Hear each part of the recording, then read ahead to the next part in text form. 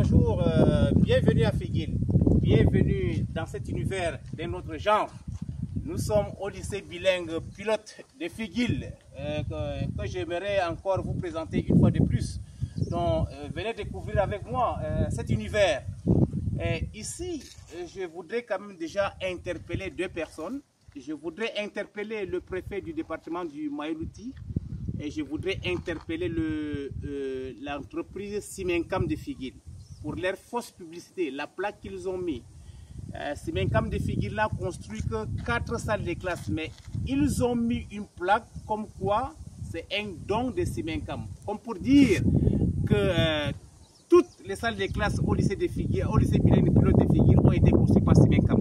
Monsieur le préfet, réagissez et corrigez cette erreur. Venez avec moi, nous allons découvrir notre lycée ensemble.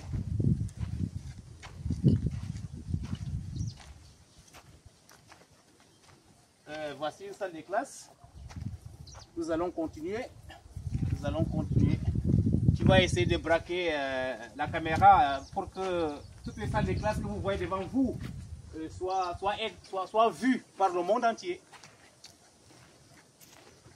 Venez. Allons tout doucement. Ça, ce sont les salles de classe. Honte aux élites du département du Maïlouti. Honte aux élites de l'arrondissement de Figuil. Honte à vous.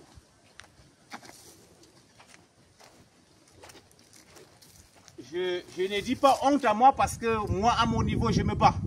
J'ai fait construire quand même un bâtiment de 2 salles de classe dans une école primaire. Et nous avons dernièrement tollé une salle de classe. On fait à notre niveau. Mais que font les autres?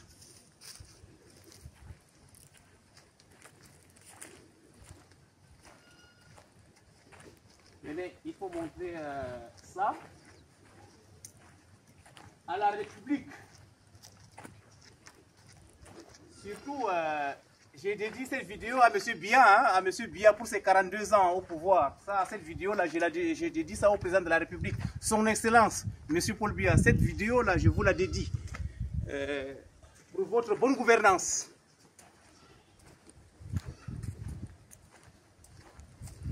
Voilà les salles de classe, donc. Ce sont des salles de classe. Ce sont nos enfants qui fréquentent ici. Hein. Ce ne sont pas des animaux. Ce sont nos enfants.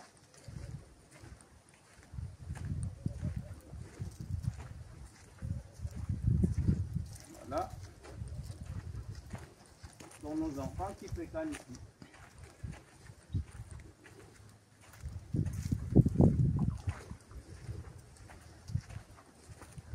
Voilà.